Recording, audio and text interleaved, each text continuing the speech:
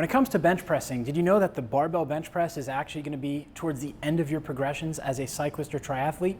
In today's video, we're here in the gym with Jordana. We're going to take a look at why the dumbbell bench press is a better option for you and how you can get more out of your bench press by doing a more sport-specific variation.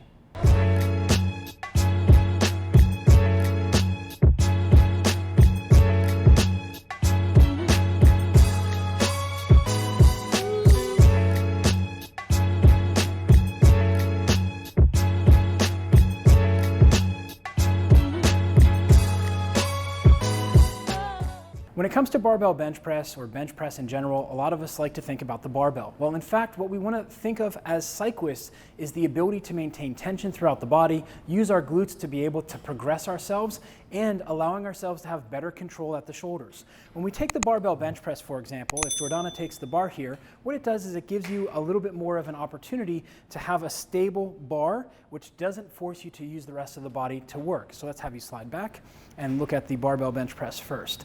So first things first, she's going to make sure she's grabbing the bar so that at 90 degrees, when the upper arm is even with the upper body, that she's going to be able to have a 90-degree angle. We don't want to be out wider and we don't want to be out narrower. That's going to change the main working muscles of the exercise, which we generally want to avoid. The reason we want to avoid this is because we're going to get a lot more out of the barbell, the dumbbell bench press versus the barbell bench press, and here's why. So once she's set up, she's going to make sure she has 5 points of contact: foot, butt, shoulders, and head.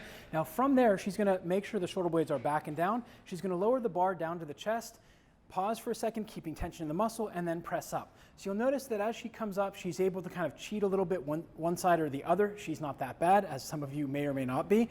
And she is pushing kind of evenly with the feet.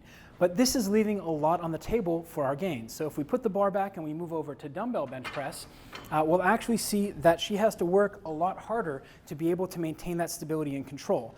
Being the fact that we are cyclists and we are in a non-controlled sport where the bike is moving under us, this is going to give us far better results. So she's going to start off with the elbows at 45 degrees, and she's actually going to bring the dumbbells, instead of being parallel, she's going to bring them to about 45 degrees with the body as well.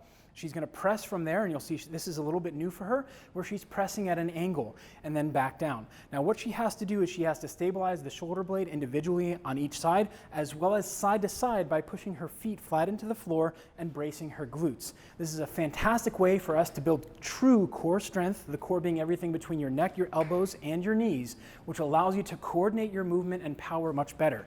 Now, as we have her come down at that 45-degree angle instead of up high, this allows us to take into account that most cyclists and also triathletes have shoulders that are not that healthy and aren't able to press very cleanly overhead. As she goes through her last rep here, you'll notice that she's shaking much more as she's gone through the set. Now, once she's done, she can go ahead and sit up. Now, what's great about this is you get a little bit of a crunch. This is probably the only time in my entire career I'll say go ahead and sit up with the weight and crunch. But what's great about this is it really gives you the opportunity to build the power, control, and stiffness that you need to be able to go out and do things out on the road, as opposed to just putting weight on the bar and building your ego. So as you saw with Jordana here, it's a very difficult exercise to change from a single bar to individual dumbbells, and there's lots of different progressions you can do beyond this that will allow you to be able to build yourself to become a better cyclist. Now, if you found today's video to be helpful and help you understand the difference and importance of understanding the difference between barbell and dumbbell bench press, please make sure you subscribe to the channel down below and head on over to the Human Vortex Training website and sign up for our newsletter for more great strength training for cyclists and triathlete information.